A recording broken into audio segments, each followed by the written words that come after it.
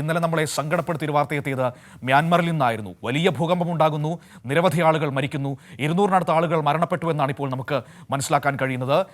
700-ലധികം ആളുകൾക്ക് പരിക്കേറ്റിട്ടുണ്ട്. മരണസംഖ്യ ഇനിയും ഉയർന്നേക്കുമെന്നാണ് ഇപ്പോൾ അറിയാൻ കഴിയുന്നത്. ഇന്നലെ രാത്രിയും അവിടെ ഭൂചലനം ഉണ്ടായി എന്ന വിവരങ്ങൾ ഇപ്പോൾ പുറത്തേക്കെത്തുകയാണ്. ആശങ്ക കൂട്ടുകയാണോ എന്ന് സംശയിക്കേണ്ടിയിരിക്കുന്നു. PJ അരുൺ ന്യൂസ് ഡെസ്കിൽ നിന്ന് നമ്മളോടൊപ്പം ചേരുകയാണ് ഈ വാർത്തയുടെ വിവരങ്ങൾ പങ്കുവയ്ക്കാനായി. Arun, good morning. ഈ രാവിലെ നമ്മുടെ മുൻപിലേക്ക് എത്തുന്നത് ആശങ്കയുടെ വാർത്തയാണ്. ഇന്നലെ രാത്രിയും ഭൂകമ്പം വീണ്ടും ഉണ്ടായി എന്നാണ് ഇപ്പോൾ അറിയാൻ കഴിയുന്നത്. മരണസംഖ്യ 200-ലേക്ക് എത്തിയിരിക്കുന്നു. അത് ഇനിയും ഉയരാൻ സാധ്യതയുണ്ട് എന്ന് പറഞ്ഞു കേൾക്കുന്നു. മനു, നമ്മുടെ അയൽരാജ്യമായ മ്യാൻമാറിൽ നിന്ന് വരുന്ന വാർത്തകൾ ഒരിക്കലും ശുഭസൂചകമായ വാർത്തകളല്ല ഇപ്പോൾ പുറത്തു വന്നുകൊണ്ടിരിക്കുന്നത്. ഇന്നലെ രാവിലെ പ്രാദേശിക സമയം 9:30 കൂടിയാണ് ബാങ്കോക്കിനെയും തായ്ലൻഡിനെയും മ്യാൻമാറിനെയും ആകെ പിടിച്ചുകുലുക്കിയ വൻ ഭൂചലനം ആ മേഖലയിൽ ആകെ ഉണ്ടായത്.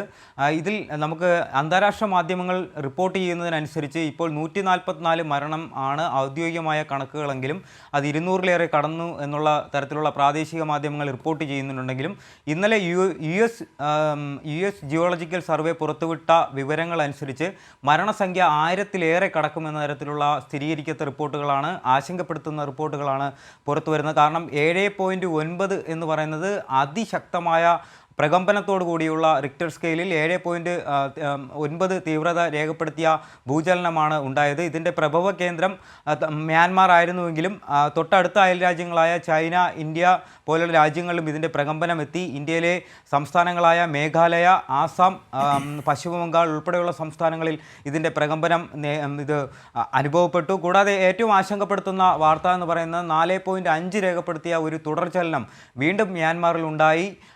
അത് വളരെ ആശങ്കപ്പെടുത്തുന്ന സംഗതിയാണ്. ഇപ്പോഴും ആ മേഖലയിൽ അടിയന്തരാവസ്ഥ പ്രഖ്യാപിച്ചിട്ടുണ്ട്, കർഫ്യൂ പോലെയുള്ളത് ഏർപ്പെടുത്തിയിട്ടുണ്ട്. സുരക്ഷിത സ്ഥാനങ്ങളിലേക്ക് ആളുകൾ മാറണം എന്നുള്ള തരത്തിലുള്ള റിപ്പോർട്ടുകളും പുറത്തു വരുന്നുണ്ട്. അതിനുള്ള മുന്നറിയിപ്പ് മ്യാൻമാർ ഭരണകൂടം നൽകിയിട്ടുണ്ട്. വിദേശ രാജ്യങ്ങൾ ഉൾപ്പെടെയുള്ള സഹായം മ്യാൻമാർ അഭ്യർത്ഥിച്ചിട്ടുണ്ട്. ഇന്ത്യ 15 ടൺ സാധനങ്ങൾ മ്യാൻമാറിലേക്ക് അയക്കും എന്നുള്ളത് ഇന്ത്യൻ പ്രധാനമന്ത്രി നരേന്ദ്രമോദി പ്രതികരിച്ചിട്ടുണ്ട്. എക്സിലൂടെയായിരുന്നു അദ്ദേഹത്തിൻ്റെ പ്രതികരണം. കൂടാതെ അമേരിക്ക സഹായഹസ്തവുമായി മ്യാൻമാറിന് സഹായഹസ്തവുമായി മുന്നോട്ട് വന്നിരുന്നു. വൈറ്റ് ഹൗസിൽ ഇന്നലെ നടത്തിയ മാധ്യമ സമ്മേളനത്തിനിടെ അതുമായി ബന്ധപ്പെട്ട ചോദ്യത്തിനായിരുന്നു ഡൊണാൾഡ് ട്രംപ് ഇങ്ങനെ ഒരു മറുപടി നൽകിയത്. ഉടനടി തന്നെ അമേരിക്കയുടെ ധനസഹായം മ്യാൻമാറിലെത്തും, എല്ലാ പിന്തുണയും മ്യാൻമാറിന് ഉണ്ടാകുമെന്ന തരത്തിലുള്ള സഹായ പ്രവാഹം എന്തായാലും ലഭിക്കുന്നുണ്ട്. ലോകരാജ്യത്ത് ഉള്ള വിവിധ രാജ്യങ്ങൾ മ്യാൻമാറിന് പിന്തുണയുമായി എത്തുന്നുണ്ട്. കൂടാതെ ഐക്യരാഷ്ട്ര സംഘടനയുടെയും ലോകാരോഗ്യ സംഘടനയുടെയും വിവിധ വിഭാഗങ്ങൾ, റെഡ് ക്രോസ് ഉൾപ്പെടെയുള്ള അടിയന്തര സഹായം എത്തിക്കേണ്ട സംവിധാനങ്ങളെല്ലാം മ്യാൻമാറിലേക്ക് എത്തിച്ചിട്ടുണ്ട്. എന്തായാലും ഇതുമായി ബന്ധപ്പെട്ട് ആശങ്കപ്പെടുത്തുന്ന ഒരു വിവരം എന്ന് പറയുന്നത് ഇന്ന് രാവിലെ ഉണ്ടായ ഒരു തുടർചലനമാണ്. ഈ തുടർചലനത്തിൻ്റെ ഭാഗമായി വീണ്ടും തുടർചലനങ്ങൾ ഉണ്ടാവുമോ എന്ന തരത്തിൽ ആശങ്കപ്പെടുകയാണ് അധികൃതരും.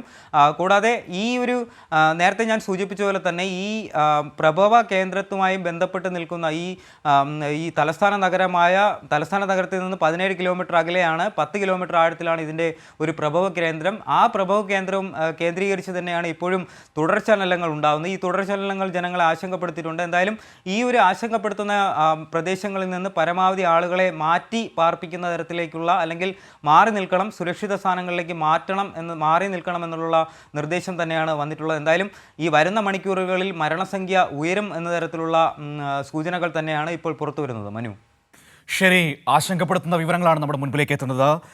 മ്യാൻമറിൽ ഇനിയും മരണസംഖ്യ ഉയർന്നേക്കാമെന്നാണ് കേൾക്കുന്നത്. കാരണം കെട്ടിടാവശിഷ്ടങ്ങൾക്കിടയിലൊക്കെ ഇപ്പോഴും അനവധി മനുഷ്യർ കുടുങ്ങിക്കിടക്കുന്നു എന്നാണ് കേൾക്കുന്നത്. ആ രീതിയിൽ തെരച്ചിൽ മുന്നോട്ട് പോയിക്കൊണ്ടിരിക്കുന്നു. തായ്ലൻഡിലും അതിൻ്റെ പ്രകമ്പനങ്ങൾ അനുഭവപ്പെട്ടുകൊണ്ടിരിക്കുന്നു എന്നത് മറ്റൊരു അപകടകരമായ സാഹചര്യം.